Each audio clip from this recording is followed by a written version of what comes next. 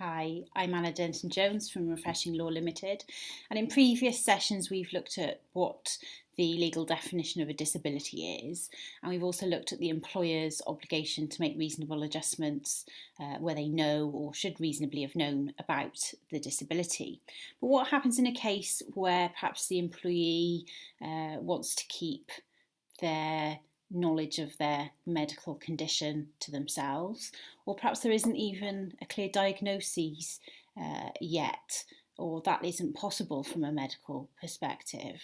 What happens then? Well, there have been a couple of cases recently that I want to draw to your attention. The first involved Mr. Cox, who worked in the fire service. Now, when he was engaged by the fire service, he disclosed on his pre-employment medical questionnaire that he suffered from mild depression, but in his view that it wasn't a disability affecting his ability to carry out normal day-to-day activities. He becomes employed, and then there are problems after an accident. He becomes quite aggressive, and he's referred to occupational health. Occupational health give the view that he doesn't suffer from a disability. They acknowledge there is a condition there, but they recommend that because he's perfectly capable of carrying out his duties and is not in any need of any particular management support or intervention, that they should just pretty much carry on as normal. Aggressive behaviour continues, the individual ends up being suspended from work, and at that point he now says that his depression is more severe, and they send him back to occupational health. Occupational health are of the view that the employer should get some specialised medical reports from the individual's own doctors that are treating him, because there isn't at that point any clear diagnoses. The story moves on, and ultimately he's dismissed and brings a claim of disability discrimination. Now, by the point this gets to the courts, it's clear that Mr. Cox suffers from bipolar disorder, and everybody accepts that. But the question in the minds of the courts is what was the position back when the decision to dismiss, or any of the disciplinary action that was taken, or any detrimental treatment that he's talking about, or any failure to make reasonable adjustments occurred. Did the employer at that point know that there was a disability? And in this case, they actually found that they didn't. Obviously, a key factor in the case was the fact that the employee had not cooperated in the obtaining of that medical advice. So the employer was left in the dark somewhat, and they found that in those circumstances the employer couldn't be expected to make reasonable adjustments because they weren't aware of there being a disability. Mr. Cox in the case drew the court's attention to the definition of a disability, and it is just that there is a physical or mental, in this case, impairment, and that they should have known from the circumstances that that was what was going on. But obviously, on the facts of the case, the court was happy to accept that wasn't the case, that the employer didn't know about the disability at the relevant time. Now that contrasts with another case that's a little bit closer to home here in Wales, and Mr. Gallup brought a claim that went all the way to the Court of Appeal against Newport City Council.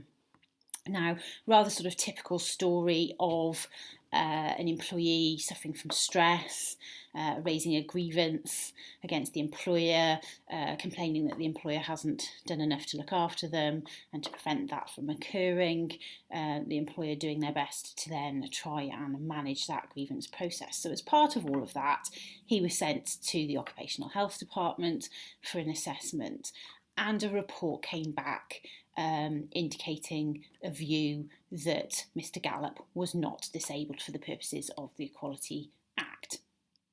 Now, the Court of Appeal were rather scathing in this case of the employer relying on that medical report.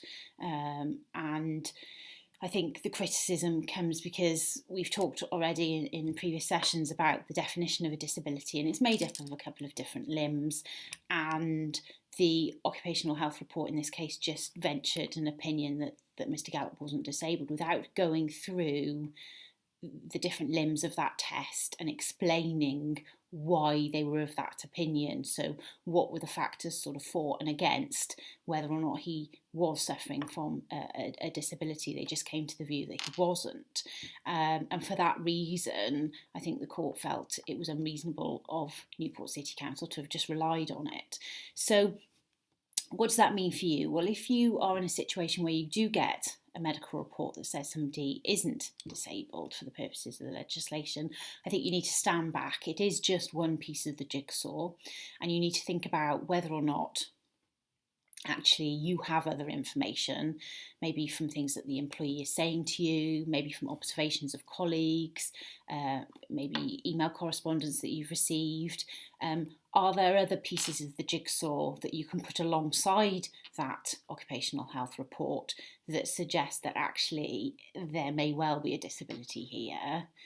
Or are we content that occupational health report has gone into sufficient detail, has broken down the different parts of the test, and we can rely on that then as a sensible opinion? If you're not happy with the reports that you're getting back from occupational health advisors, do go back and challenge it. You know, you're paying for the service, so if they are telling you information that is not of use and aren't giving you information that you need, then go back and challenge and ask the question. Ask them to break down the test and explain why they regard somebody as either disabled or not, and tease out that information that you need. You could even refer to these cases if you needed to. I hope you found that of use. If you'd like to contact me, my email address is adenton@refreshinglaw, all one word, ltd.co.uk. Thank you very much.